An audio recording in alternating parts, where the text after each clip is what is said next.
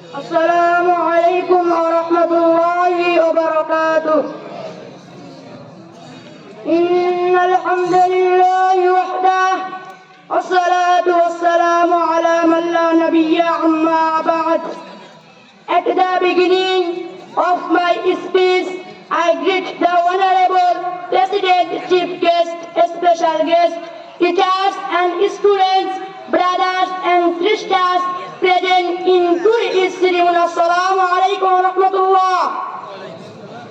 I would like to introduce myself in front of you. My name is Abdul Raqib. My father's name is Nazrul Islam. I live at Rajipur Kurigram. I am a student of class 4. The name of my madrasa, Darul Arqam Islami Madrasa. Today my topic of discussion is the value of time. Time is the most valuable thing in life. So every day is the big part of life. Time is life and life is time. No one can stop it. Time once gone is gone forever. So you have to make the best use of time. Every moment of time makes up our life. There is a proverb that time and try to wait for none.